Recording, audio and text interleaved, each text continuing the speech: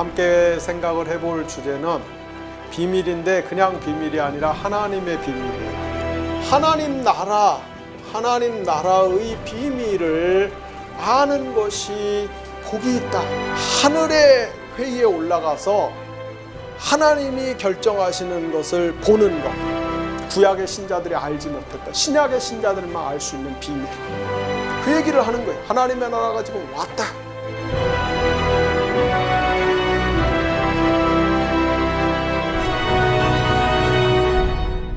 자, 오늘 여러분들하고 같이 공부를 할 주제는 비밀입니다. 비밀. 여러분들 비밀 하나씩은 다 있으시죠? 비밀 많으세요? 비밀이 많은 분도 있고 몇 개인 분도 있고 하나인 분도 있고, 근데 비밀이 없는 분은 없을 것 같아요. 자, 우리가 비밀이라는 단어를 들을 때 얼른 연상이 되는 내용들이 있습니다. 뭐가 있죠? 비밀이라고 하는 것은 나의 삶에 있어서 너무나 소중하기 때문에 그것은 나 혼자 고이고이 간직하고 다른 사람에게 말해주거나 알려주고 싶지 않은 것, 뭐 이런 게 비밀이죠. 또 반대로 내 인생에 있어서 너무나 부끄럽고 수치스럽고 창피하고 이런 치부와 관계되기 때문에 또 이것이 알려지거나 들통나지 않기를 바랄 때도 우리가 그것도 비밀에 해당됩니다. 또 어떤 경우에는 비밀이라고 하는 단어는 굉장히 위험한 것을 의미할 때가 있어요. 그래서 우리가 뭐 국가의 어떤 기밀, 군사 기밀, 보안사항 이것이 외부로 노출이 됐을 때는 굉장히 파장과 충격이 크기 때문에 뒷감당을 할 수 없기 때문에 이것은 꽁꽁 감춰두고 숨겨둬야 되는 것, 뭐 이럴 때도 우리가 비밀이라는 말을 쓰죠. 그리고 때로는 어떤 신비주의 이런 것들 뭐 알려줘도 상관이 없지만은 그러나 그것을 잘 숨겨두고 감춰둠으로 인하여서 그 가치를 더 극대화시키는 것, 뭐 이런 신비주의 마케팅을 쓸 때도 우리가 이제 비밀이라고 하는 말을 씁니다. 자, 오늘 저하고 여러분들이 함께 생각을 해볼 주제는 비밀인데 그냥 비밀이 아니라 하나님의 비밀이에요. 하나님의 비밀.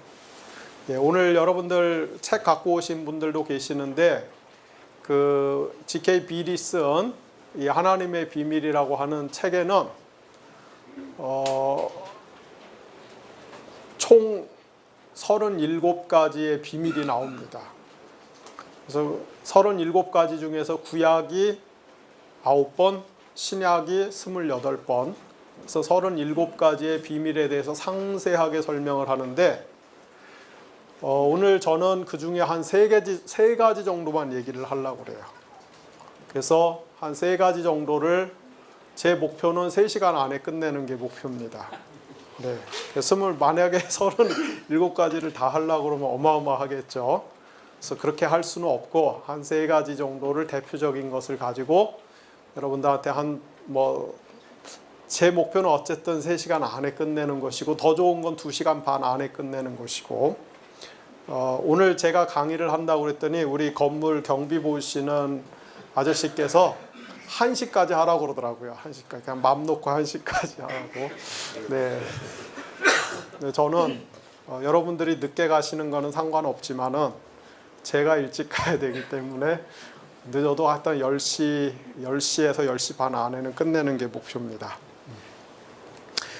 오늘 제가 여러분들한테 설명드리는 그 대표적인 3가지 비밀 외에 나머지 비밀들은 여러분들이 실제로 직접 책을 읽으시고 공부를 하시고 혼자서 이제 실력을 키우시기를 바라고, 그러나 오늘 제가 여러분들한테 설명을 드리는 이 강의가 여러분들이 혼자 독학을 하시거나 독습을 하실 때 굉장히 유용하리라고, 좋은 안내 지침이 될 것이라고 그렇게 생각을 합니다. 자, 방금 말씀드린 것처럼 성경에는 총 37회의 비밀이 나와요. 비밀이라는 단어가 전부 37개가 나옵니다. 그 중에 구약이 9개, 그 구약에 나오는 9개의 비밀은 전부 다니엘서에만 나와요. 그리고 신약이 28개, 신약 28개 중에서 복음서, 마태마가 누가복음에 3개가 나오고 요한계시록에 4개가 나오고 바울서신에 21개가 나옵니다. 자, 그런데 우리가 이 다니엘서부터 시작해서 바울서신까지 혹은 요한계시록까지 기원전 뭐 한 2세기서부터 기원 후 1세기 요 무렵에는 고대 세계, 우리가 성경의 그 고대 세계, 흔히 말하는 그레코 로망 세계에는 이른바 밀교라고 하는 것들이 아주 성행을 하고 있었어요. 밀교는 비밀 종교, 비밀 종교. 네. 그래서 우리 그 신약 전공하시는 분들은 그 밀교에 대해서 공부를 하시잖아요. 아주 이 비밀한 은밀한 종교들이 많이 있었어요. 그래서 뭐 디오니소스, 이시스 같이 이집트에서부터 저쪽 이 페르시아 세계 언저리까지 그 굉장히 널리 퍼져 있는 그런 밀교도 있었고, 엘레우시스 종교 같이 이렇게 지역에 있는 지역의 터를 잡고 있는 그런 비밀 종교들도 있고. 그런데 이 밀교에서 제일 강조하는 것이 비밀이에요, 비밀. 그래서 이 밀교라고 하는 비밀, 그러니까 이름이 밀교죠. 이 비밀 종교, 밀교에 가입을 하기 위해서는 그 밀교의 회원들만이 알고 있는 독특한 지식들, 이 비밀스러운 지식들을 배워야 되고 전수받아야 되고, 그래서 그 비밀을 알 때만 그 밀교에 가입을 할 수 있고, 그 밀교에 가입을 하고 난 다음에는 초등, 중등, 상등 과정까지, 고급 과정까지 이렇게 시간에 따라 단계별로 또 이렇게 이 등급을 올라가는, 등급이 올라가는 뭐 그런 과정도 있고, 뭐 그게 그 당시의 밀교 종교의 특징입니다. 그래서 어떤 학자들은 신약 성경에 나오는 이 비밀이라고 하는 단어가 당시 그레코 로망 사회에 있었던 밀교 종교에서 성행했던 그 비밀 개념을 빌려다 쓴 것이 아니냐, 베껴다 쓴 것이 아니냐, 이렇게 생각하고 주장하는 신학자들이 있어요. 옛날에는 좀 더 많았고, 뭐 요즘은 예전만큼 많지는 않지만 여전히 그렇게 믿고 있는 사람들도 있습니다. 그래서 이 비밀이라고 하는 말이 헬라어로 그 미스테리온이란 말인데요. 미스테리온이란 말인데, 이 비밀, 신약 성경에 나오는 비밀이라고 하는 말이 밀교 종교로부터 왔다라고 생각하는 신학자들은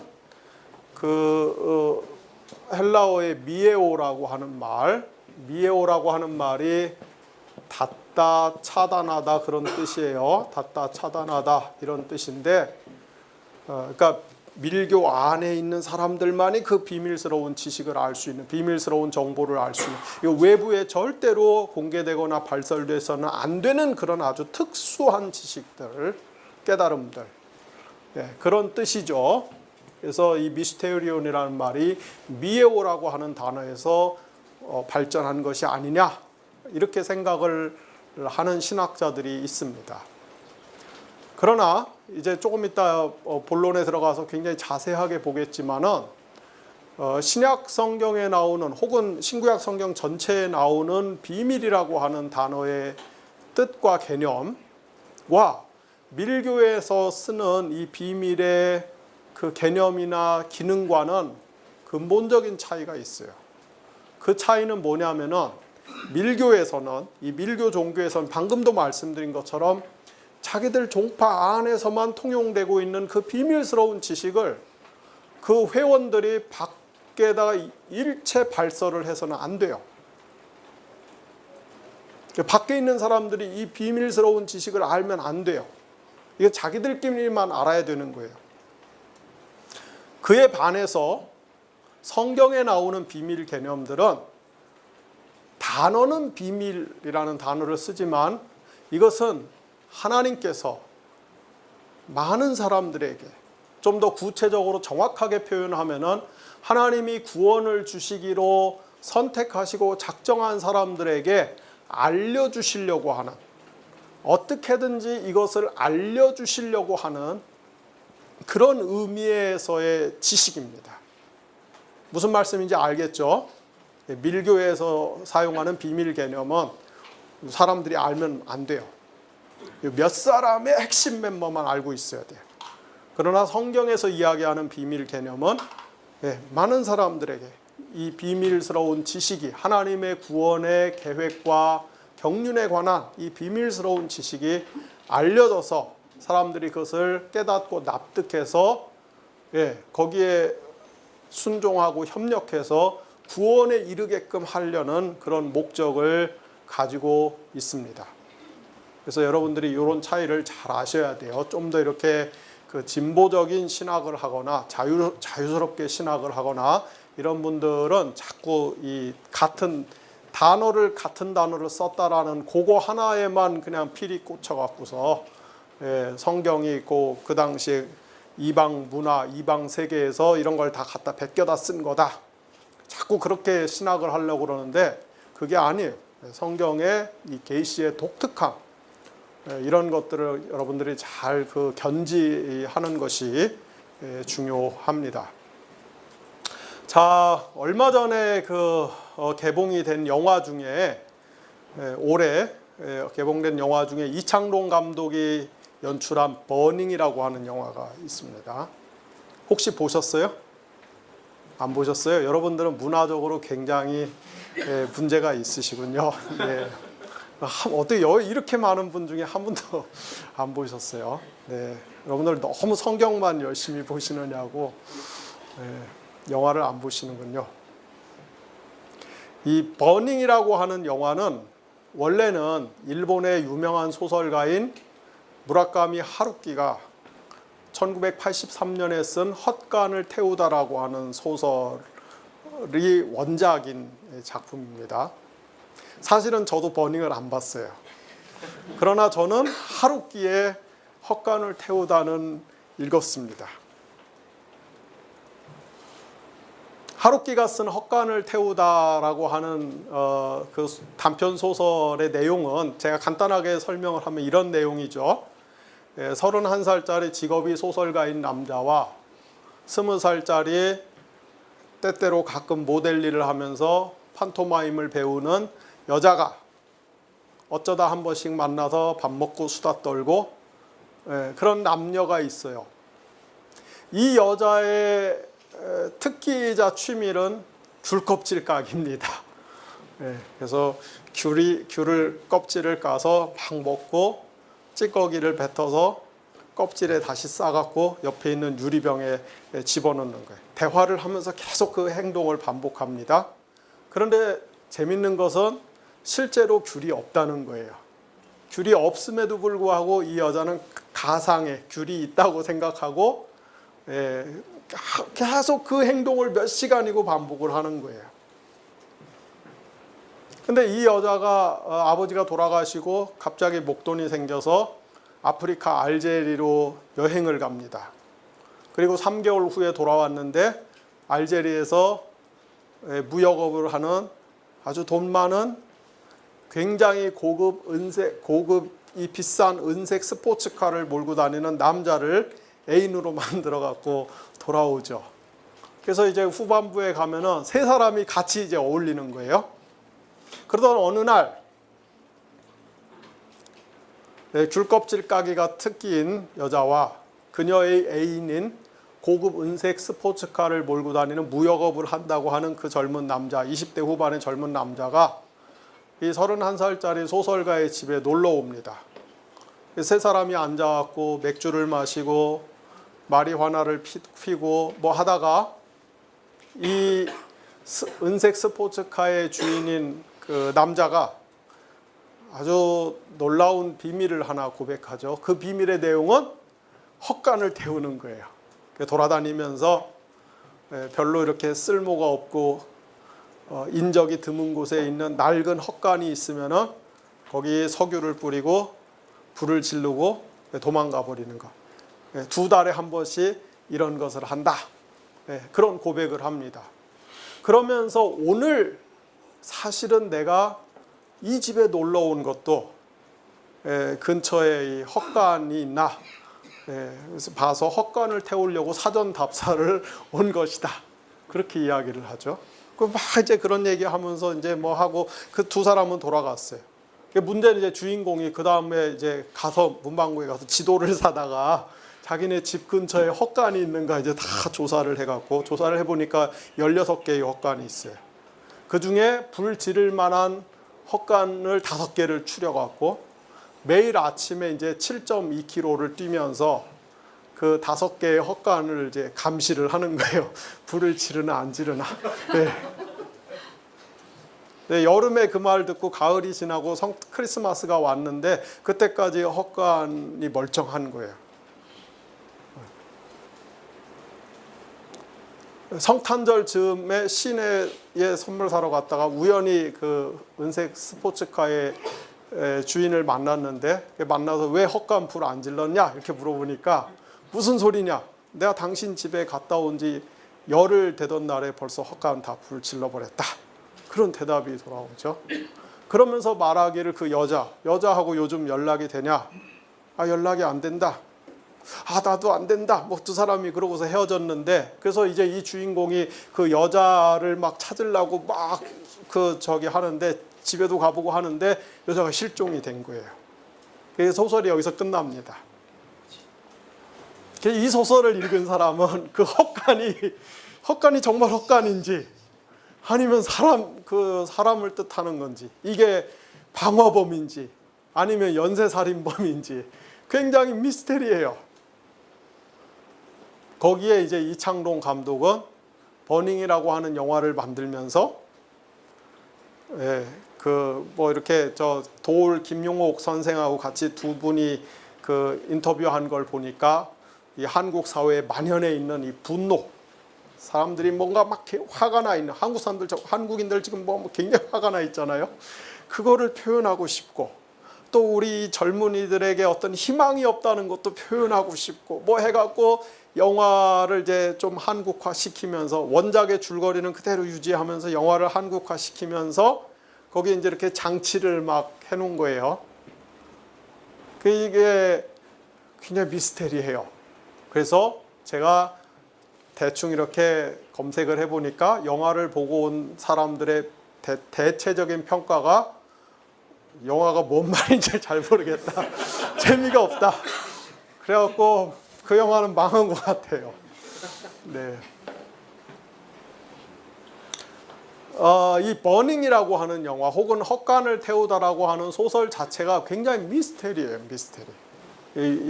우리가 쓰는 미스테리라고 하는 말이 이 그리스어 헬라어 미스테리온에서 온 말이거든요. 네.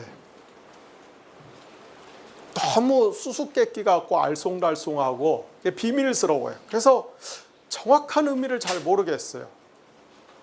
이럴 때는 뭐가 필요합니까? 이럴 때는 계시가 필요한 거예요. 그죠? 비밀 다음에는 반드시 이게 계시가 필요한 거예요.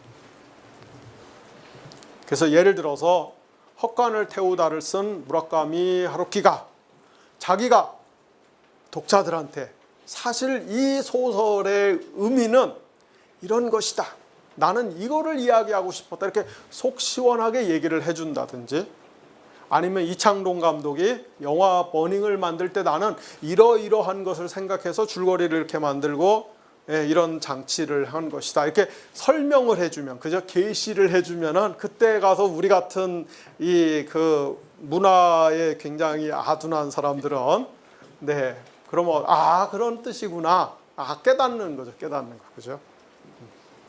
근데 이 계시를 안 해주니까, 계시를 해줬다가는 이제 책이 덜 팔리고 영화가 사람들이 덜 볼 것 같으니까 이제 계시를 안 해주니까 우리 이해를 못 하니까 재미없네, 뭔 말인지 모르겠네, 그러고서 이제 옆에다가 막 전도를 하죠. 야, 보지 마, 절대 보지 마, 재미없어, 딴 거 봐. 이렇게 한단 말이에요. 자, 그래서 제가 방금 말씀드린 것처럼 비밀과 짝을 이루는 단어 혹은 개념이 계시 혹은 해석이다. 뭔가 내용이 애매모호하고 아리까리하고 알쏭달쏭하고 이런 것들은 그것을 만든 사람, 창안한 사람, 지어낸 사람 혹은 그것에 대한 굉장한 전문적인 지식을 갖고 있는 사람이 잘 풀어서 설명을 해줘야만이 계시를 해줘 혹은 해석을 해줄 때 우리가 뭐 할 수 있어요? 알아들어 먹을 수 있다 이 말이야. 알아들어 먹을 수. 자, 오늘 여러분이 책 갖고 계신 분들 계시는데 책 읽으셨어요? 읽으셨어요? 안 읽고 지금 와서 뻔뻔하게 이렇게 앉아 있는 거예요? 네? 아, 읽고 와야지. 신학도들하고 이 목사님들은 이 책을 읽어야죠. 자꾸 장서용 를 쓰지 말고 담임 목사님들 그저 교인 제압용으로 이렇게 장서용으로 책 쓰지 마시고 책을 자꾸 읽어야죠. 그래서 책을 읽어보신 분은 아시겠지만은 이 600페이지나 되는 이 두꺼운 책에서 처음부터 끝까지 저자가 계속 이야기하려고 하는 한결같은 이 강조점이 사실 그거예요. 성경에 많은 비밀이 나오는데 그 비밀은 그냥 봐서는 이해할 수가 없기 때문에 혹은 자기는 이해를 했다고 해도 알고 보면 그걸 오독한 거예요. 그래서 오해를 해요. 왜곡을 해요. 그래서 엉뚱한 생각을 하고 엉뚱한 이야기를 해요.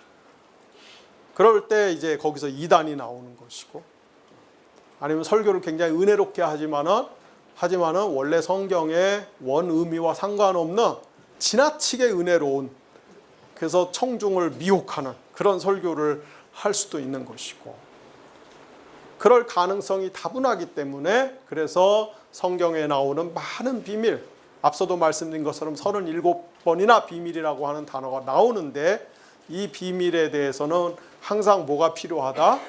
계시와 해석이 필요하다.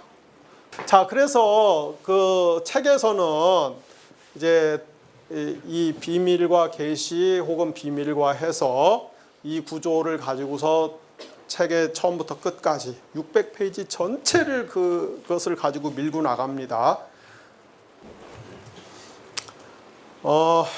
그래서 저자는 이 점을 보다 분명하게 하기 위한 전거를 다니엘서에서 찾아요. 그래서 책에서는 다니엘서부터 시작을 합니다. 여러분 다니엘서 그러면은 여러분들이 아시는 거는 뭡니까? 사자굴에 들어갔다 안 죽은 이야기. 그 다음에 왕의 그 맛있는 음식과 포도주를 안 먹은 이야기. 그 정도. 그러니까 여러분들이 다니엘서를 아는 이 레벨은 초등학교 한 3학년 유년주일학교 수준이죠. 네. 다니엘서는 굉장히 많은 환상이 나옵니다. 많은 환상. 그래서 다니엘서에 여러 개의 환상이 나와요. 2장, 4장,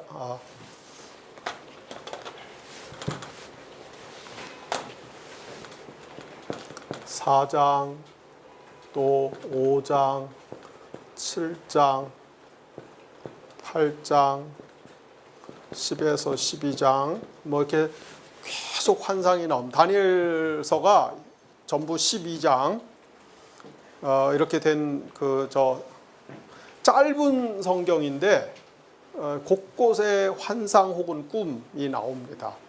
그래서 다니엘서 2장에 보면은 바벨론의 대왕인 느부갓네살 대왕이 꿈을 꾸죠. 꿈을 꿉니다. 어떤 꿈을 꿉니까? 꿈속에 큰 신상이 나타났는데 신상의 머리는 금으로 되어 있고 가슴과 팔은 은으로 되어 있고 배하고 넓적다리는 노수로 되어 있고 다리의 일부는 철로 되어 있고 일부는 진흙으로 되어 있는 그런 큰 신상을 꿈속에서 본 거예요. 그런데 조금 있다가 사람이 만들지 아니한, 사람이 이렇게 움직이지 아니한 큰 돌이 날라와 갖고서는 이 신상을 때려 갖고 신상을 아주 그 산산조각을 내버려요. 그리고 나서 이 돌이 온 세상에 가득한 이런 꿈을 꿉니다. 그래서 느부갓네살 대왕이 이 꿈을 꾸고 나서 참 이게 너무 희한한 꿈이다. 이게 좋은 꿈일까 나쁜 꿈일까? 이게 무슨 꿈일까? 궁금하기도 하고 걱정이 되기도 하고 해서 바벨론에 있는 모든 지혜로운 사람들, 마술사들, 뭐 점쟁이들, 철학자들 싹 다 긁어 모아 갖고서는 명령을 내리기를, 야, 간밤에 내가 무슨 희한한 꿈을 하나 꿨는데 그 꿈이 뭔지 그대로 복기하고 그 다음에 그 의미까지 맞춰라. 이런 말도 안 되는 요구를 한 거예요. 그렇죠? 바벨론의 현자들이 다 쩔쩔매고 감당을 못하죠. 느부갓네살 대왕이 화가 나고 저놈들 국가의 세금으로 먹고 살면서 지혜로운 사람인 척 하더니 꿈 하나도 못 맞추네, 다 죽여라. 그런데 하필 그때 다니엘과 세 친구도 그 무리에 섞여서 같이 죽게 될 운명에 놓이게 되죠. 다니엘이 순발력을 발휘해서 꾀를 내죠. 그래서 이제 왕한테 약간의 말미만 주면은 자기가 그 꿈이 무엇인지 그리고 그 꿈의 내용이 의미가 무엇인지를 알아맞혀서 왕께 보고를 하겠다. 그래서 말미를 얻어요. 그 약간의 말미 동안에 다니엘이 하나님 앞에 가서 막 기도를 하죠. 이 꿈이 굉장히 비밀이에요. 꿈 자체가 비밀이에요. 비밀. 느부갓네살이 자기의 꿈을 이렇게 비밀이라는 그런 용어로 표현을 합니다. 다니엘이 하나님께 막 해석을 구해요. 그랬더니 하나님께서 이제 계시를 통해서 그 꿈의 의미를 가르쳐 주죠. 아까 제가 이 느부갓네살 대왕이 본 꿈에 나타난 신상이 뭐라고 그랬어요? 머리는 금, 가슴하고 팔은 은, 배하고 넓적다리는 놋, 그 다음에 종아리 정강이 반은 쇠, 반은 흙, 뼈로 된 신상. 근데 돌 하나가 날라와서 이걸 박살을 내고 돌이 온 세상에 꽉 차요. 그래서 다니엘이 이 꿈을 해석하기를, 이 금으로 된 머리는 느부갓네살 대왕 당신을 뜻하는 겁니다. 당신이 통치하는 이 바벨론 나라를 뜻하는 겁니다. 그러나 이 바벨론 나라가 영구히 그렇게 존립하는 것이 아니라 어느 시점에 가면 망할 것이고, 그러면은 이제 이게 은으로 된 그런 새로운 제국이 탄생할 것이고, 은이 상징하는, 그 다음에는 놋으로 상징하는 그런 제국이 탄생할 것이고, 그리고 나중에는 이 쇠와 철처럼 된 그런 제국이 탄생할 겁니다.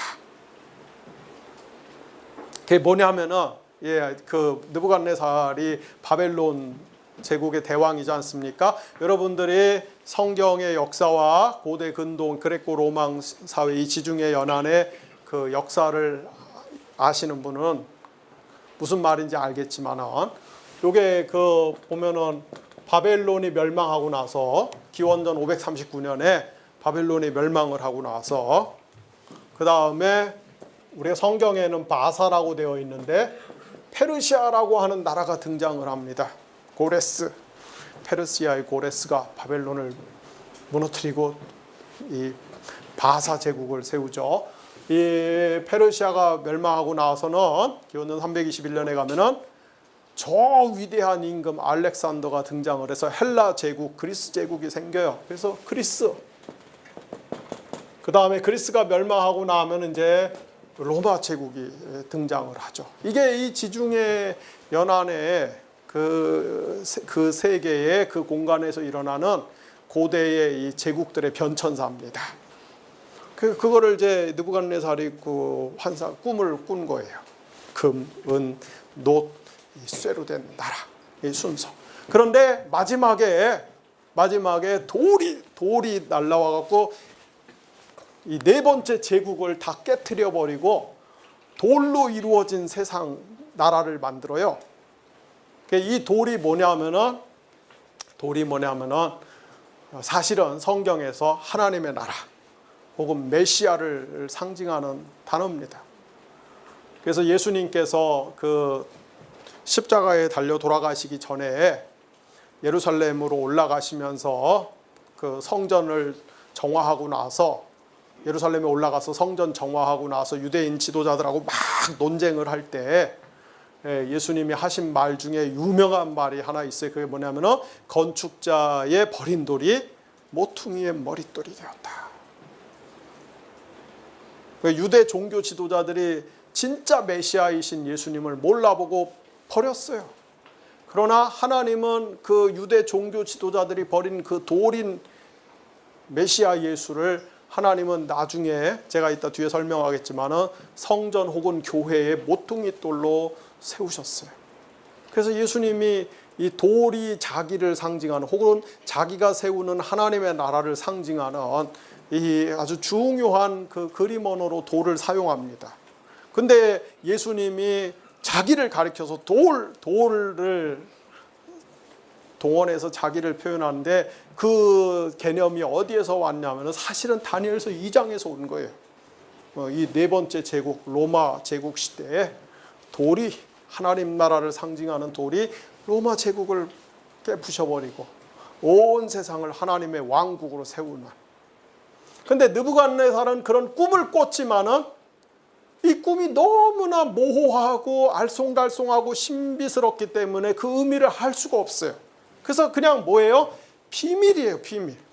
느부갓네살 왕에게는 비밀로 남아 있어요.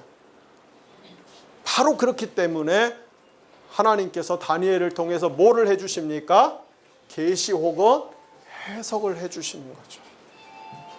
이게 다니엘서 2장의 구조입니다. 다니엘 4장도 마찬가지예요. 다니엘 4장에서 느부갓네살 임금이 또 어떤 꿈을 꿔요. 그 꿈의 내용은 뭡니까? 하늘에까지 닿을 만큼 굉장히 큰 나무가 있는데 이 나무가 얼마나 큰지 온 세상의 새들이 와서 다 깃들고 들짐승들이 그 나무 밑에서 서식을 하고 그런 큰 나무가 있는데 이 나무가 교만하거든요. 지가 너무 큰 거야. 너무 우람하고 잘난 거야. 그래서 천사가 와서 천사가 이제 명령을 해요. 야, 저 나무를 잘라버려라. 쇠줄로 꽁꽁 묶어버려라. 그러나 뿌리채 뽑지는 말고 구루터기는 남겨놔라. 그리고 저 나무가 들짐승같이 되어서 들짐승들 사이에서 이슬을 맞으면서 7대를 지나게 해라. 그런 꿈을 꾼 거예요. 꿈을. 근데 느부갓네살이 이 꿈을 꾸고 나서 이게 너무 불길한 거야. 아무리 생각해도 그 나무가 자기 같아. 예. 꿈의 내용이 안 좋은 거예요. 이게 나무 잘리고 들짐승처럼 그렇게 밖에 쫓겨나갖고서 이슬을 맞으면서 방황하는 그런 삶, 버림받은 삶을 살아야 되는 것 같은. 그래서 역시 바벨론의 현자들을 다 불러 모아서 내가 꾼 꿈하고 그 의미를 맞춰라 했는데 아무도 못 맞춰요. 그때 또다시 다니엘이 나타나서 해석을 해줘요. 그 해석의 내용이 뭡니까? 왕이여, 왕이 이렇게 큰 나라에 이렇게 큰 대제국에 이런 대왕의 자리에 오른 것은 왕이 잘나서 그런 것이 아니라 하늘의 하나님께서 왕을 은총을 베풀어 주셨기 때문에 왕이 이렇게 높임을 받았는데 왕은 그것을 잊어버리고 그걸 알지 못하고 왕 스스로의 힘으로 이 자리를 쟁취한 줄 알고 교만해져서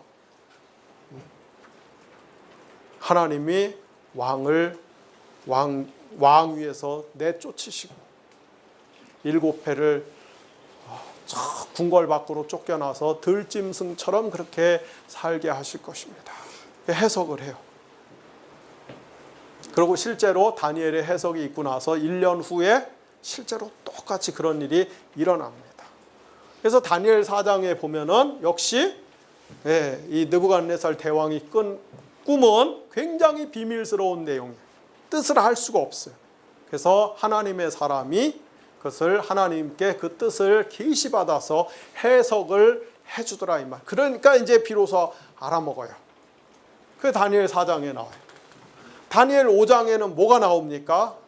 이 바벨론의 벨사살이라고 하는 못된 임금이 하나 있었는데, 이 못된 임금이 1000명의 사람들을 모아놓고 성대한 그 연회를 베풉니다.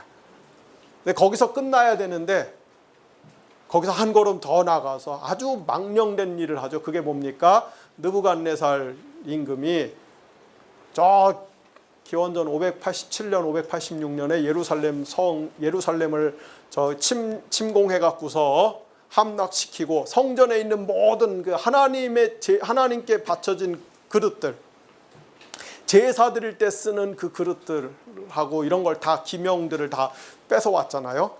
그래서 바벨론 궁궐에 보물만 쌓아두는 창고에다가 넣어놨는데, 이 벨사살이 이게 그 잔치를 크게 벌이고 막 술이 막 돌면서 막 이제 이게 흥이 나고 이제 술이 좀 올라가니까, 저 그 창고에 있는 그 예루살렘에서 뺏어온 야훼 하나님께 제사 드릴 때 쓰던 그 그릇 좀 갖고 와라. 야, 거기다 우리 술 따라 먹자. 이 짓을 해요. 막 그래갖고 이제 잔치가 막 그렇게 이제 그 분위기가 고조가 되는데 갑자기 벽에서 뭐가 나타납니까? 글씨가 나타나면 사람의 손이 나타나갖고,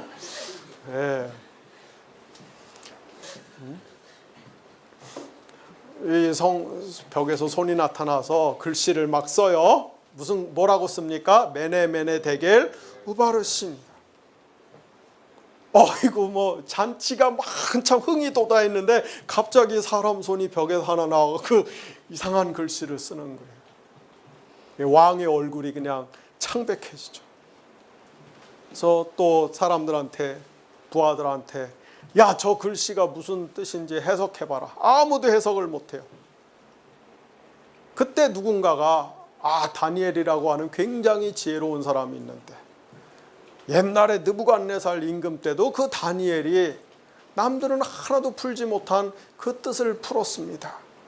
다니엘을 데려다가 한번 물어봅시다. 그래서 다니엘이 옵니다. 다니엘이 그 벽에 새겨진 메네 데겔 우바르신에 대한 의미를 해석을 해주죠. 그 내용은 뭡니까? 메네, 왕의 나라의 시대가 이제 끝났다. 데겔, 하나님이 왕을 저울에 올려놓고 달아봤는데 왕의 무게가 형편없어 갖고 하나님의 기준에 충족이 안 되더라. 그래서 하나님이 왕의 나라를 메대와 바사로 나누기로 했다. 이렇게. 이런 얘기를 하면은 여러분들처럼 속이 밴댕이 같은 사람들은 굉장히 기분 나빠갖고 또 응징을 하고 복수를 할 텐데, 이 바벨론의 임금들은 그렇지가 않았어요. 느부갓네살도 그렇고 벨사살도 그렇고 자기 운명에 대해서 아주 안 좋은 얘기를 했는데도 저 다니엘한테 큰 상을 내려라 그러더란 말이에요. 사람은 통이 커야 됩니다. 통이 커야 돼요. 내일 싱가포르에서 보면 통 큰 합의가 나와야 돼요. 밴댕이 속 같은 그런 게 나오면 안 돼요.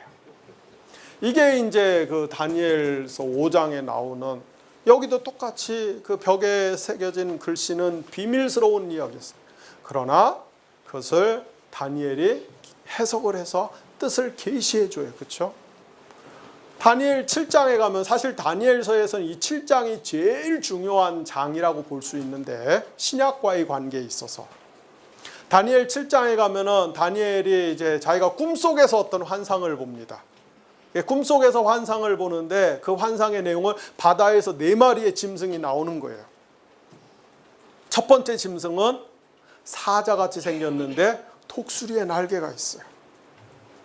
두 번째 짐승은 곰처럼 생겼어요. 세 번째 짐승은 표범같이 생겼는데 새의 날개 4개가 있고 머리도 4개가 있어요. 그리고 4번째 짐승은 이렇게 어떤 특정한 형상으로 묘사는 안 하지만은 거기 표현이 뭐라고 되어 있냐면 강하고 무섭고 놀랍다. 얼마나 이게 잔인한 동물인지 강하고 무섭고 놀랍다. 바다에서 이 4마리의 짐승이 차례대로 나오는 거예요. 여러분들 눈빛을 보니까 아까 제가 이 헛간을 태우다 하고 머닝 얘기할 때는 바짝바짝 하더니 성경 얘기를 하니까 금시초문이에요 지금 다 보니까. 예. 근데 바다에서 4마리의 동물이 나옵니다. 그리고 나서 환상의 장면이 이게 바다에서 하늘로 바뀌어요. 바다에서 하늘로 바뀌어. 하늘에 옛적부터 계시니가 옛적부터 머리가 하얗고 수염이 하얗고 잔뜩 길고 옛적부터 계시니. 그래서 원래 하나님은 피조물이 아니시기 때문에 하나님은 인생이 아니시기 때문에 하나님은 우리처럼 이렇게 형상을 갖고 있지가 않아요. 하나님은 우리처럼 신체가 있는 존재가 아닙니다. 하나님 영이에요. 비물질적 존재. 그러나 성경에 보면은 하나님을 그래도 어쨌든 봐야 되잖아요. 하나님이 자기가 있다라는 걸, 자기가 존재한다는 걸 보여주려면은 어쩔 수 없이 하나님이 자기를 사람의 모양으로 나타내는 방법 말고는 없어요. 그래서 가끔 하나님이 사람처럼 사람 신용을 하고 나타나는데 그럴 때는 영락없이 하나님이 이렇게 머리가 하얗고 수염이 하얗고 긴 노인네로 나타납니다. 이거는 하나님이 이 늙었다는 얘기가 아니라 하나님의 영원하심, 하나님이 나이가 많다, 영원하다라는 걸 표현하기 위해서 일부러 그런 이 상징적인 어떤 표현을 동원을 하는 겁니다. 근데 옛적부터 계신 이 하나님이 그런 노인의 모습으로 나타났는데 하나님의 하늘의 보좌에 딱 앉아 있는데 그 앞에는 심판의 책이 펼쳐져 있고 그리고 이제 짐승 하나가 죽고 나머지 짐승들은 결박이 돼서 하고 그런데 인자 같으니 사람의 아들 같은 이가 구름을 타고 와서 하나님 앞에 권세를 받아요. 온 세상을 통치하는 권세를 받습니다. 이런 환상을 봐요, 다니엘이. 근데 자기가 꿈속에 환상을 봐놓고 다니엘이 그 앞에는 2장, 4장, 5장에서는 바벨론의 임금들이 꿈을 꾼다든지 해갖고서는 이게 뜻을 알 수 없어갖고 막 골치 아프고 헷갈리고 막 궁금하고 걱정이 되고 막 그래서 안절부절하고 하다가 다니엘이 그걸 풀어주는데 다니엘 7장, 8장 여기서부터는 다니엘이 꿈을 꾸거나 다니엘이 환상을 보는데 그 의미를 알 수가 없어요, 다니엘이. 너무 모호해. 그래서 다니엘이 막 하나님께 알려달라고 그러니까 천사들이 알려줘요. 천사들이 다니엘한테. 다니엘이 바다에서 4마리의 짐승이 올라왔는데 그 다음 장면에서는 짐승이 죽고 인자 같은 이가 하나님 앞에 나아가서 사람의 아들 같은 이가 하나님의 앞에 나가서 온 세상을 통치하는 권세를 받는 이 꿈이, 이 환상이 무슨 내용입니까? 그러니까 어떤 천사가 가르쳐 줍니다. 바다에서 올라온 4마리의 그 동물은 역시 마찬가지로 다니엘서 2장에 나와 있는 2장에서 봤던 그 신상의 그 순서대로 바벨론, 페르시아, 그리스, 로마 제국을 뜻하는 것이고 이런 제국이 세계 역사의 순서대로 등장할 것을 뜻하는 것이고 그리고 이 로마 제국의 시대에 가서 인자 같으니 예수님이 그래서 복음서에서 다른 사람이 예수님을 표현할 때는 예를 들어서 요한복음 1장에 세례 요한이 예수님을 표현할 때 뭐라고 표현합니까? 보라 세상 죄를 지고 가는 하나님의 어린 양이로다. 이렇게.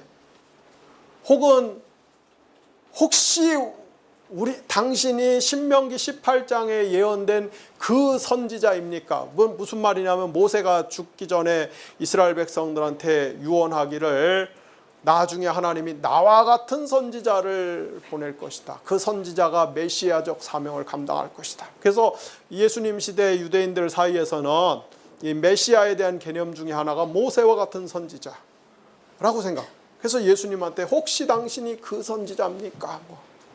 뭐 등, 혹은 어떤 사람은 예수님 랍비라고 부르고, 뭐 그리스도라고 부르고, 뭐 등등 다른 사람들은 예수님에 대해서 다양한 호칭으로 불렀지만 예수님은 항상 자기를 가리킬 때 예수님은 항상 자기를 사람의 아들이라고 불렀어요. 사람의 아들. 그래서 옛날의 신학자들은 복음서에 나오는 하나님의 아들과 사람의 아들, 예수님에 대한 호칭 중에 하나님의 아들은 예수님의 신성을 표현하는 것이고 사람의 아들은 예수님의 인성을 표현하는 것이다. 이렇게 간단 명료하고 무식하게 해석을 했어요. 요즘도 내가 얘기는 안 하는데 서울의 모 보수적인 신학교에서 쓰는 조직신학교에 보면은 그따구 해석을 지금도 쓰고 있어요. 그냥 아주 무식한 해석이에요.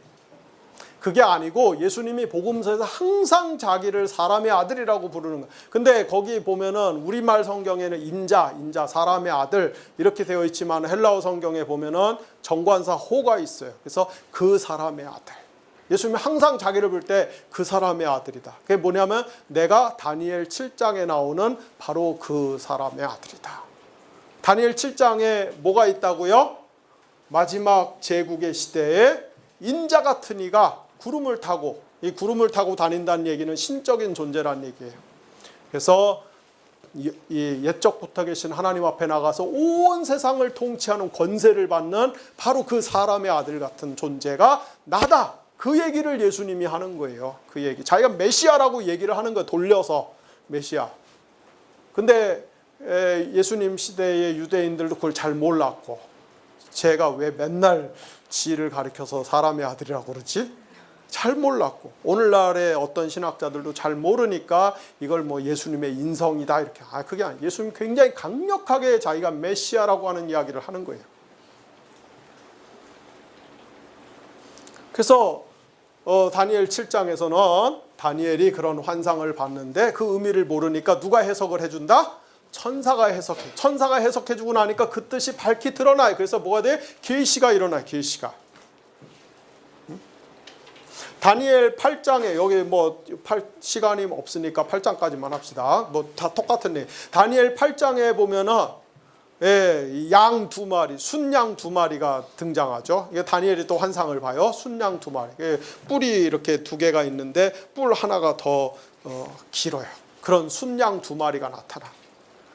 이 순양이 힘이 얼마나 센지 서쪽과 북쪽과 남쪽을 향해서 막 그냥 머리를 들이대밀면서 막 하는데 이걸 당할 자가 없는 거예요. 그런 순양 2마리가 나타나. 그런데 조금 있다가 요 눈 사이에 미간 여기에 뿔 하나가 큰 뿔이 있는 순념소가 나타나갖고 서쪽에서부터 순념소가 나타나서 이 머리에 뿔 2 달린 순양을 제압해버려요. 염소가 더 세. 뿔 큰 거 하나가. 근데 갑자기 이 뿔이 뽑히더니 뿔 4개가 나타나요. 그리고 그 뿔 4개 중에 또 한 뿔에서 작은 뿔 하나가 나타나는데 요 작은 뿔 하나가 얼마나 교만한지 나중에 하늘의 군대를 대적하고 성소를 더럽히고 하나님께 드리는 제사를 없애버려요. 이런 꿈을 꿔, 이런 환상을 봐요. 그 다니엘이 보긴 봤는데 뭔 말인지 하나도 모르겠어. 이게 무슨 뜻이지? 그래갖고 막 가르쳐달라고 하니까 가브리엘이 그 의미를 풀어줘요. 천사장 가브리엘이 그 의미를 풀어줘. 그게 뭡니까? 처음에 이렇게 뿔 2 달린 순양 2마리는 바벨론 다음에 등장하는 나라가 메데와 바사죠. 메데와 바사. 우리 성경의 메데와 바사. 바사 페르시아. 아까 제가 말씀드렸던 바벨론이 망하고 나서는 메데와 바사 2 나라가 등장을 할 것이다. 그 뿔 둘 달린 순양 2마리. 그 다음에 이 메대와 바사 다음에는 뿔 하나가 달린 굉장히 힘센 순념소 하나가 나타나서 이 두 순양을 몰아내. 그게 뭐냐면은 그리스 알렉산더를 얘기하는 거예요. 알렉산더가 등장. 그리고 나서 이 뿔 하나가 잘라지고 거기서 뿔 4개가 나오는데 이게 뭐냐면 알렉산더가 죽고 나서 그리스가 몇 개 나라로 나눠져요? 4개 나라로 나눠지죠. 그죠? 그래서 우리가 뭐 흔히 얘기하는 프톨레미 왕조, 셀루쿠스 왕조 이렇게 4개 나라로 알렉산더의 충성스러운 장군 넷이서 그 이 헬라 자국을 4등분해 갖고 나눠 먹습니다. 그리고 그 4가지 뿔 중에 작은 뿔 하나가 나타나서 이게 얼마나 교만한지 성전을 더럽히고 성소를 없애고 하늘의 군대를 대적하는데 이게 뭐냐면은 그 안티오쿠스 에피파네스 4세를 뜻하는 거죠. 그 예루살렘 점령해 갖고서 성전에 그 가증한 것을 가지고 들어와서 성소를 더럽히고 이런 역사상에 펼쳐질 그 일을 다니엘이 환상을 통해서 이렇게 봅니다. 환상을 통해서. 그런데 그 의미를 알 수가 없어. 그렇기 때문에 반드시 누가 뭐를 해줘야 돼요? 해석해주고 해석이 됐을 때 그 의미가 풍성하게 정확하게 드러나기 때문에 그것이 뭐가 돼요? 계시가 돼요. 계시가 돼. 그래서 여러분 다니엘서에서는 이 아까 제가 뭐라고 그랬어요? 비밀이라는 말이 구약에서 9번 나타나는데 9번 나타. 이게 비밀이라는 말이 그 아람어로 라즈예요. 라즈. 예. 아람어로 라즈. 원래 성경은 히브리어, 아람어, 헬라어 이렇게 3가지로 쓰여졌습니다. 그러니까 바벨론 포로 이전에는 히브리어로 쓰여졌고 바벨론의 포로로 잡혀간 다음부터는 아람어로 쓰여졌고 그 다음에 신약시대의 신약성경 그리스, 헬라어로 쓰여졌고 다니엘서는 아람어로 쓰여졌어요. 이 비밀이란 말이 아람어로 라즈라는 말인데 구약에서 이 라즈는 오직 다니엘서만 나타나. 전부 몇 번? 9번. 그런데 다니엘서에는 비밀이라는 말만 나오는 게 아니라 해석이라는 말도 나와요. 해석.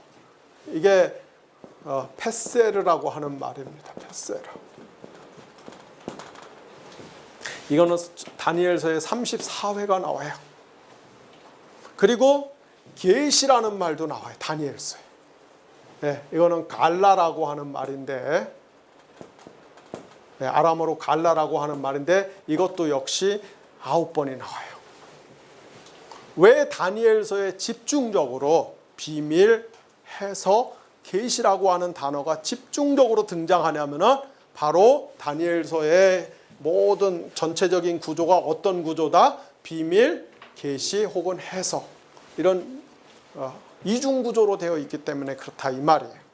자, 빌은 이제 이것을 기본 전제로 깔고서 신약 성경에 나오는 총 28가지 비밀과 그리고 그 외에 비밀이라고 하는 단어를 명백하게 쓰지는 않았지만은 그러나 그 의미상 비밀에 해당하는 혹은 비밀에 준용하는 것까지 해서 그렇게 되면 이제 28개보다 더 많겠죠.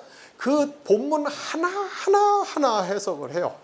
그래서 제가 볼 때는 이 책에 나오는 이 그 신약 성경에 사용된 비밀에 대한 그 본문 주석 혹은 본문 해석은 여러분들이 상당히 참조할 만하다. 네, 참조할 만하다. 특히 이 설교자들 우리 한국 교회만의 약점은 아니지만은 그러나 우리 한국 교회가 아직도 선교 130년이 지나면서도 아직도 풀지 못하고 있는 그리고 좀처럼 풀릴 것 같지 않은 이 한국 교회가 안고 있는 고질적인 질병이 뭐냐면은 목사님들이 성경 본문 읽고 그 다음부터 설교는 본문과 상관없는 얘기를 막 해요, 그죠? 본문과 상관없는 얘기. 어느 교회를 가든지 거의 비슷해요. 그리고 목사님들이 본문과 상관없는 얘기를 할수록 교인들이 은혜를 받아요. 아주 이 교회가 중병에 걸려 있는 거예요.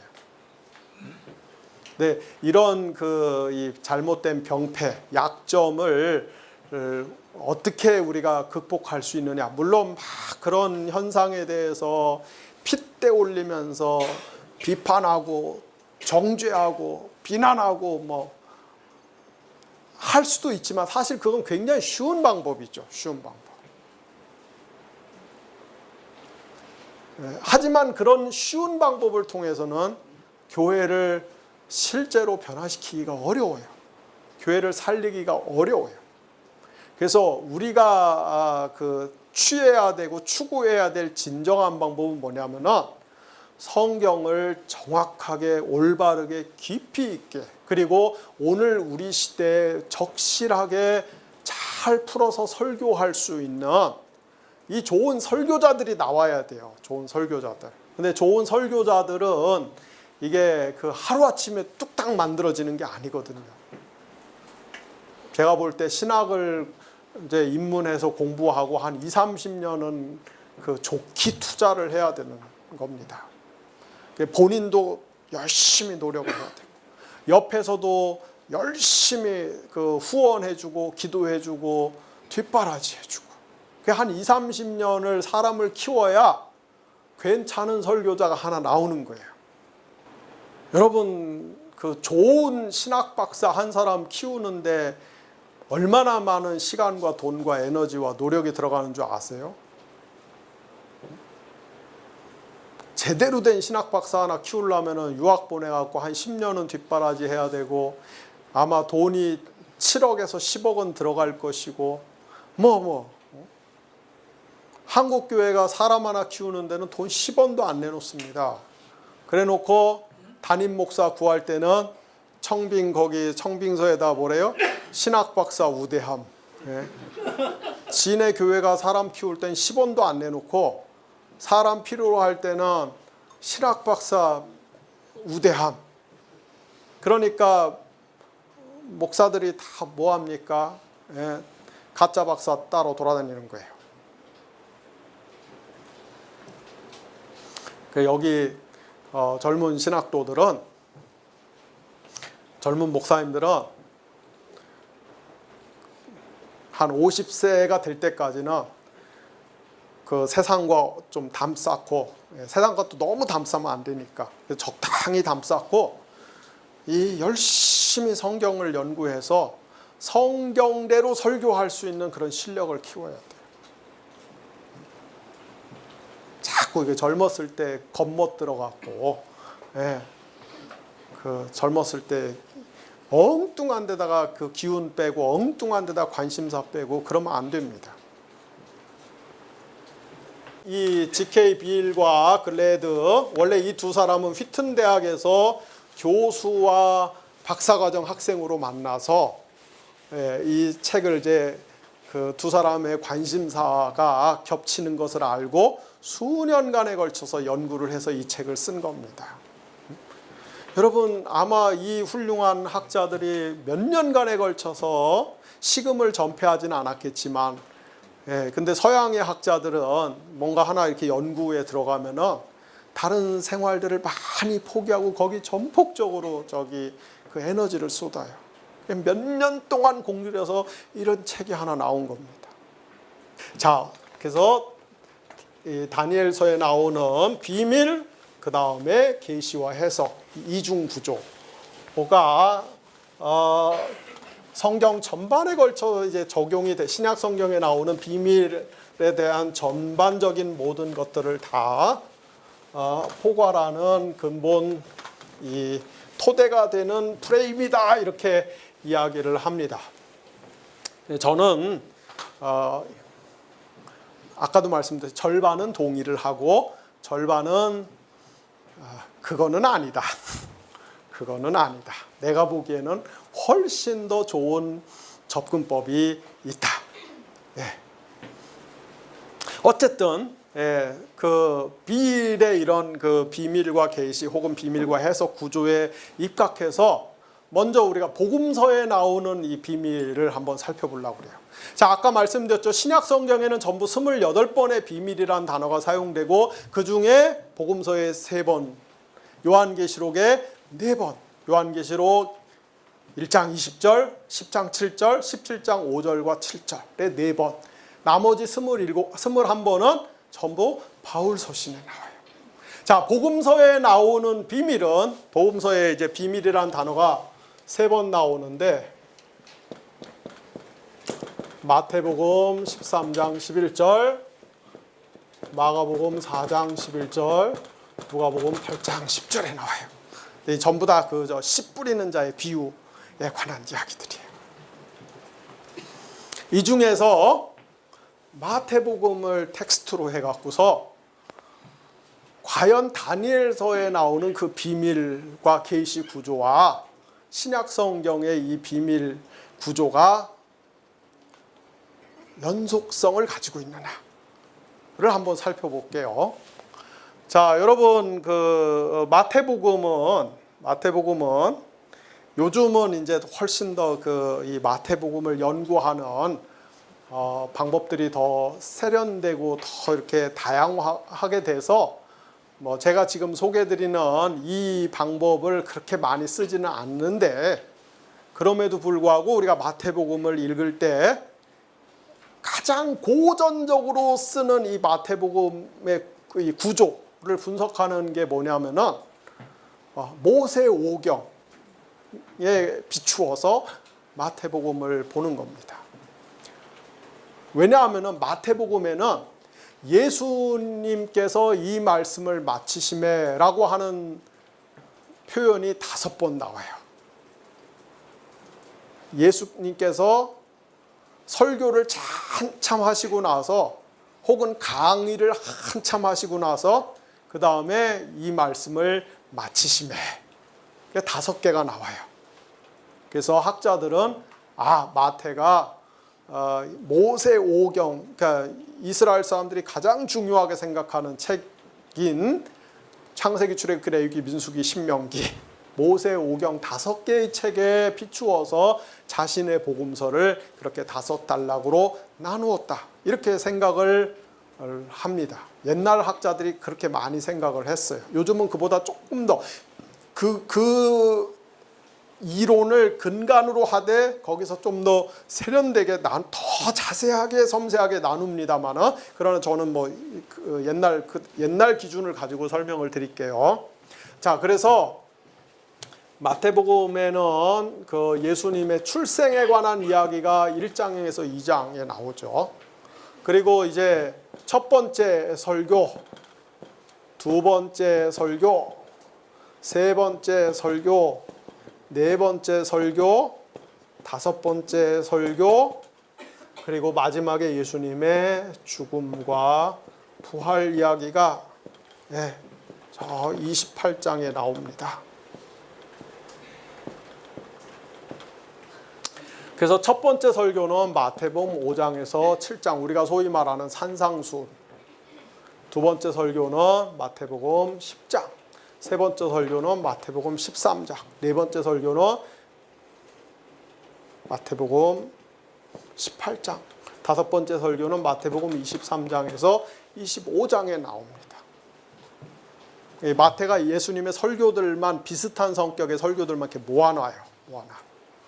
그래서 첫 번째 설교 5장에서 7장 하고 나서 7장 28절, 7장 28절에 가서 보면은 예수께서 이 말씀을 마치시매, 이렇게 끝나요. 그 다음에 10장의 설교 쫙 하고서 11장 1절에 예수께서 이 말씀을 마치시매, 13장 설교 쫙 하고 14장 1절에 예수께서 이 말씀을 마치시매, 18장도 이렇게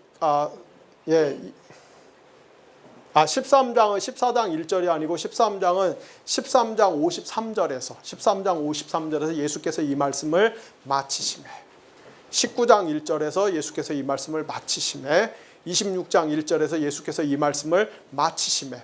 그러니까 그 앞에 건 뭐예요? 다 예수님의 말씀의 이 말씀의 모음집, 설교 자료라 이 말이에요. 5개의 설교가 나옵니다. 자, 그런데 여러분, 이렇게 출생이 서론, 죽음과 부활이 결론 역할을 하고 본문을 5개의 설교로 나누어서 본다고 하면은 마태복음 전체의 중심은 어디냐면은 마태복음 13장이에요. 그런데 마태복음 13장을 여러분이 읽어보시면은 여기에는 7개의 비유가 나옵니다. 7개의 비유. 어떤 비유가 나오죠? 씨 뿌리는 자의 비유. 7개의 비유 한번 해봅시다. 씨 뿌리는 자의 비유가 나와요.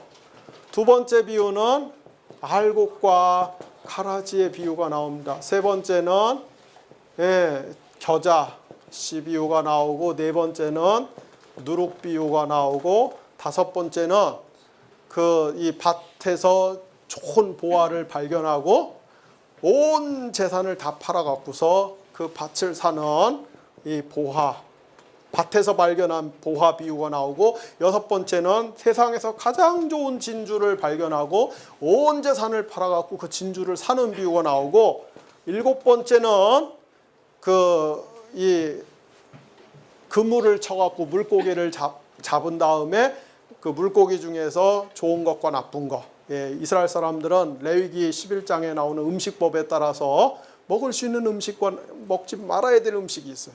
분리하는 그물을 치고 물고기를 잡는 7가지 비유가 나옵니다. 비유만 다 모아놨어요. 그런데 여러분이 성경을 실제로 읽어보시면은 이 씨 뿌리는 자의 비유를 제외한 이 모든 비유에는 항상 첫 문장이 어떻게 시작하냐면은 천국은 이와 같으니라, 이렇게 시작이 돼요. 천국은 알곡과 가라지가 섞여 있는 것과 같다.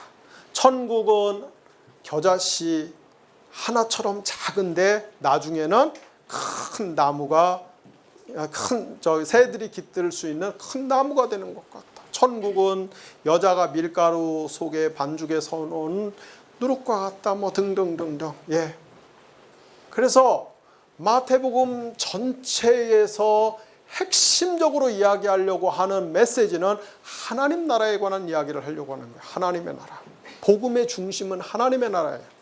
다만 마태는 유대인들의 일반적인 관습에 의해서 유대인들이 하나님이라는 말을 노골적으로 지칭하지 않기 때문에 하나님을 대신하는 하늘 나라, 마가복음하고 누가복음은 하나님의 나라라고 노골적으로 얘기를 하는데, 마태는 똑같은 하나님의 나라인데 하늘나라, 천국 이렇게 표현해요. 그러나 하나님을 직접적으로 부르지 않는 유대인들의 언어 습관 때문에 그래요.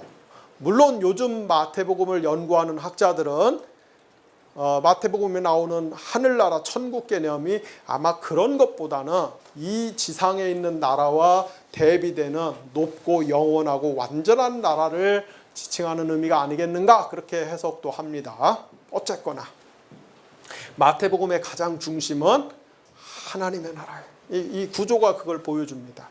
자, 그런데 예수님이 이 천국에 대해서 하나님의 나라에, 예수님이 하나님의 나라를 선포하려고 오셨잖아요. 하나님 나라의 이 에이전트와 실행자로 오신 거 아닙니까? 그러면은 하나님의 나라에 대해서 명확하게, 분명하게, 통쾌하게, 확실하게, 알기 쉽게 촉촉촉촉 내 강의처럼 이렇게 해주면 얼마나 좋겠어요. 평소에 웃는 거하고 좀 다른 것 같아요. 비웃음이 잔뜩 배어있는. 네.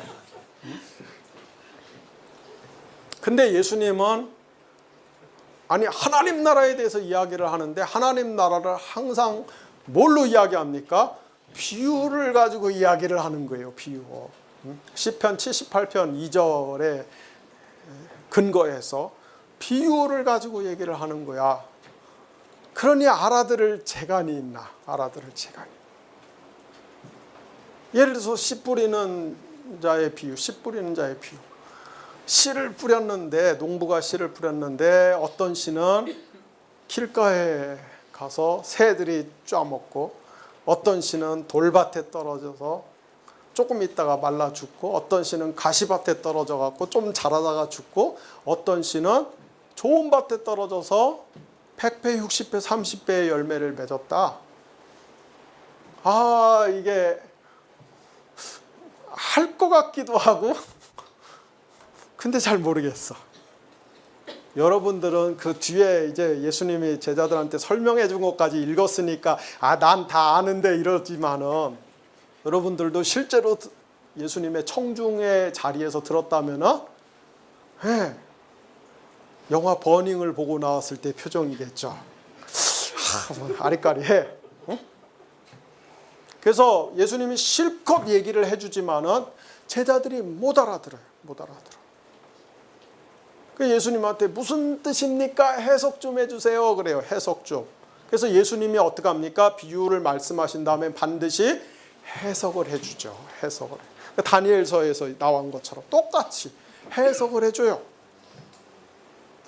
그래서 어떤 사람은 하나님의 말씀을 받지만은 바로 사탄한테 뺏기는 사람들이 있어요. 어떤 사람은 하나님의 말씀을 받아서 뿌리를 막 내리려고 하지만은, 그러나 믿음이 깊지 못하기 때문에 얼마 못 가서 효과를 못 보고 죽어요.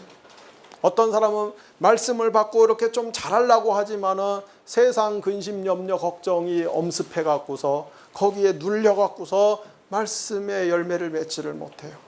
그러나 어떤 사람은 좋은 밭에 뿌려진 그래서 많은 열매를 맺는 사람, 예수님이 이렇게 설명을 해줘. 그러니까 그제서야 제자들이 무슨 말인지 알겠다. 이렇게 알아먹는다 이 말이에요. 그래서 빌은 이것을 이야기를 하면서 정확하게 다니엘서에 나와 있는 그 구조가 신약 성경에도 여전히 연속성을 지니고 되풀이되고 있지 않느냐, 이제 그 얘기를 합니다. 자, 그런데 우리가 여기서 이제 주목해서 볼 것은, 예수님이 그 제자들이 이제 막 못 알아듣고선 예수님한테 막 가르쳐 주세요 막 하니까, 이제 예수님이 설명을 해주시면서 뭐라고 말씀하시냐, 마태복음 13장 9절 뭐 이런 데 보면 13장 9절 11절 여기 보면 이제 예수님 뭐라고 말씀하시냐면은, 천국의 비밀을 아는 것이, 하나님 나라의 비밀을 아는 것이 너희들에게는 허락이 되었으나 다른 사람에게는 허락되지 않았다. 그리고 너희들의 눈은 보기 때문에 복이 있고 너희들의 귀는 듣기 때문에 복이 있다. 이렇게 이야기를 합니다. 자, 하나님 나라의 비밀을 아는 것이 복이 있다. 하나님 나라의 비밀을 아는 것이 복이 있어요. 자, 그런데 여러분, 이 하나님 나라의 비밀이라고 하는 이 문구에서 우리는 뭐를 캐치할 수 있어야 되냐면은, 아까 여러분 제가 설명드렸던 다니엘서 2장에 나와 있는 느부갓네살 임금이 봤던 그 환상의 마지막 장면을 여러분이 캐치할 수 있어야 돼요. 아까 살펴봤던 다니엘서 2장에 나오는 느부갓네살 임금이 봤던 환상의 내용은 어떤 환상이었어요? 이렇게 그 네 종류의 광물로 이루어진 금 신상이 있었는데, 마지막에 큰 돌에 의해서 신상이 부서지고 그 돌로 꽉 찬 세상이, 그런데 그 돌이 뭘 상징한다? 하나님의 나라, 하나님의. 근데 이게 뭐였어요? 비밀이었어, 비밀. 느부갓네살 대왕에게 알려지지 않는 비밀이었어요. 하나님 나라에 관한 그 메시지가 느부갓네살 임금에게는 비밀로 지금 주어진 거예요. 비밀로. 예수님이 그 문구를 그대로 지금 가져다 쓰시면서 하나님 나라의 비밀을, 그런데 너희들은 뭐예요? 이제 알 수 있게 되었다, 제자들한테. 그래서 너희들의 눈이 복이 있는 것이고 너희들의 귀가 복이 있는 것이다. 무슨 말입니까?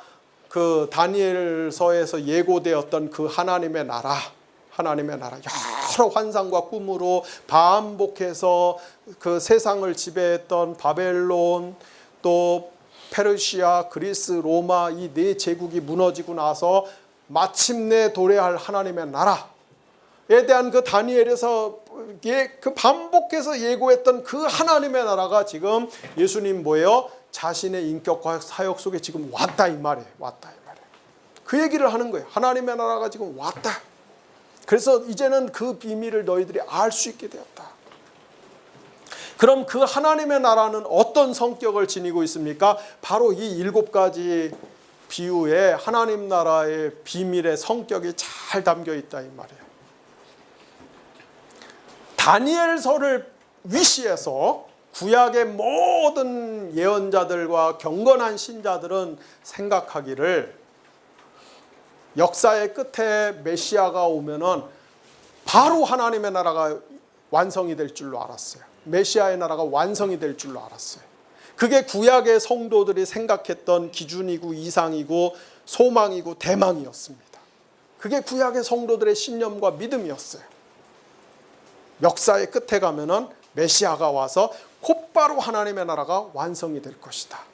그런데 실제로는 하나님의 나라가 예수 그리스도를 통해서 오신 하나님의 나라가 신약에서는 어떻게 펼쳐졌어요? 이미와 아직의 구조로 펼쳐졌다 이 말이죠. 그죠? 그리스도의 초림을 통해서 하나님의 나라가 이미 왔으나 그리스도의 재림 때까지 하나님의 나라는 아직 어떻게 됐다? 완성이 유예되고 있다. 연기되고 있다. 구약의 성도들은 한 번에 될 줄 알았는데 실제로 신약에서는 이미와 아직으로 이렇게 이중구조로 나눠져요. 이게 비밀이에요. 이게 비밀. 구약의 신자들이 알지 못했다. 신약의 신자들만 알 수 있는 비밀. 이미와 아직. 그래서 어떻게 합니까? 겨자씨 하나가 땅에 떨어졌어. 겨자씨를 땅에 심자마자 갑자기 그냥 바로 큰 나무가 되는 게 아니에요. 어느 정도 자라는데 시간이 필요해요. 몇 년의 시간이 필요해요. 그러나 다 자라면 큰 나무가 됩니다. 예수님의 초림을 통해서 온 하나님의 나라는 작게 시작했으나 그것이 역사의 끝에 가서 재림 때는 큰 나무 같은 나라가 돼 있어요. 그래서 하나님의 나라는 뭐의 이미와 아직 속에 점진적인 성격을 지니고 있어요. 그런데 그 나라는 마치 밀가루 반죽 속에 담아놓은 숨겨놓은 누룩과 같아서 그게 막 부풀지만 사람이 그걸 알 수가 없어요. 눈으로 보이는 게 아니에요. 확인이 안 돼. 그러나 성장을 해요. 그래서 하나님의 나라는 은닉성을 지니고 있어요. 은닉성. 하나님의 나라는 일단 그거를 깨달았으면 발견을 하면은 자기의 모든 생명과 시간과 인생과 재산 전부를 걸고서라도 반드시 얻어내야 되는 거예요. 하나님의 나라는 가장 좋은 보화이고 진주이기 때문에 재산 전부를 걸고 사야 돼요. 그래서 뭐예요? 아주 가장 고귀한 거예요. 가장 고귀한 거. 그리고 하나님의 나라는 그물을 치고 물고기를 잡은 다음에 좋은 것과 나쁜 것을 구별하듯이 마지막에 가서는 심판과 분리가 있을 거라는 것이죠. 이거는 구약의 성도들에게는 결코 알려지지 않았던 거예요. 신약의 성도들에게만 가르쳐진 비밀입니다. 신약의 성도들에게만 계시된 거예요. 그래서 뭡니까? 비록 비밀 혹은 계시, 비밀 혹은 해석, 이중 구조라는 면에서는 신약 성경이 구약 성경과 연속선상에 있지만 그 디테일한 내용에 들어가면은 훨씬 더 풍성하고 새로운 내용들을 가지고 있다 이겁니다. 예.